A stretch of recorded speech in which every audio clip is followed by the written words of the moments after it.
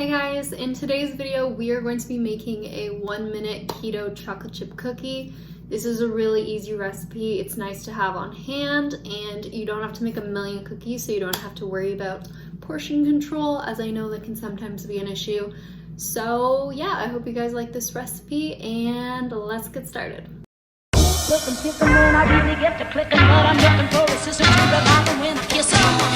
you want some never, just let me know.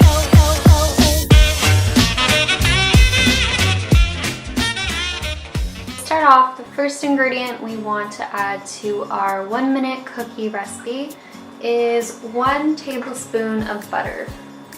And for this, you're going to want to melt your butter, so I'm going to go do that. To your melted butter, you're going to want to add 2 teaspoons of a brown sugar replacement. So I'm using sucrin.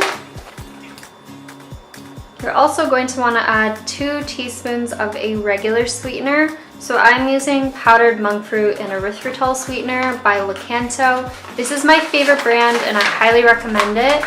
If you only have 1 sweetener, you're welcome to use 1 sweetener for this whole recipe. You don't need to have 2. I just like the brown sugar flavor from the other one.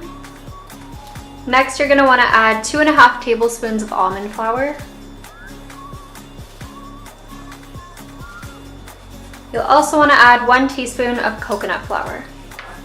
Next, we'll want to add just a pinch of each baking soda, xanthan gum, and salt. And if you don't have xanthan gum, you can still make this recipe. All it does is help give the cookie a little bit more of a chewy texture and helps to make it less crumbly. Finally, we'll want to add just 1/8 teaspoon of vanilla extract. And one more ingredient, we actually do want 1 teaspoon of heavy cream or some sort of low carb milk. And now we can just go ahead and mix all this together.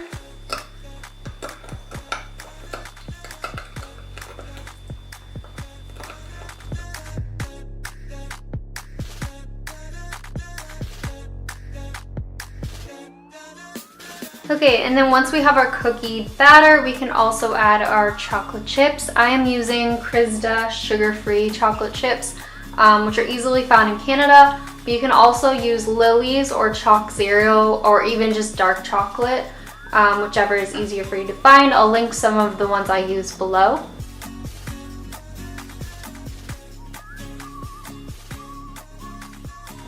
Okay, and now that we have our cookie dough, we can transfer this to a greased plate and then we can form it into a cookie shape and pop it in the microwave. So I'm going to go ahead and do that.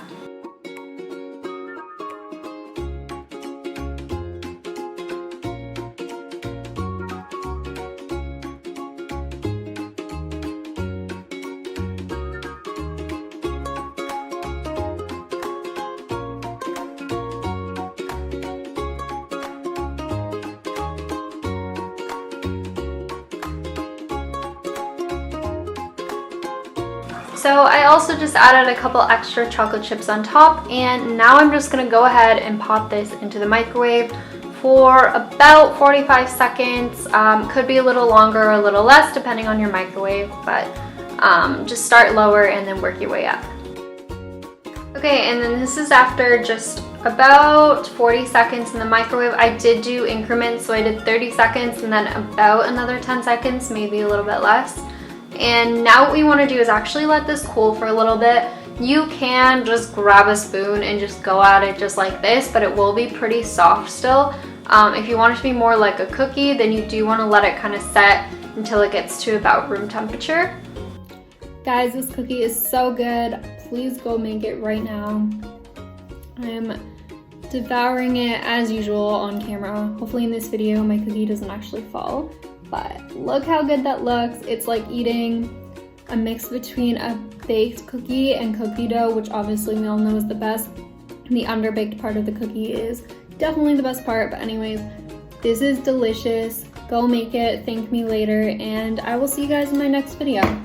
Thanks so much for watching. Please comment, like, and subscribe. It really does help out my channel because I'm still small and trying to grow. And the full recipe for this, by the way, will be down below in the description box on my blog, like all my other recipes. And yeah, anyways, I will see you guys later. Bye.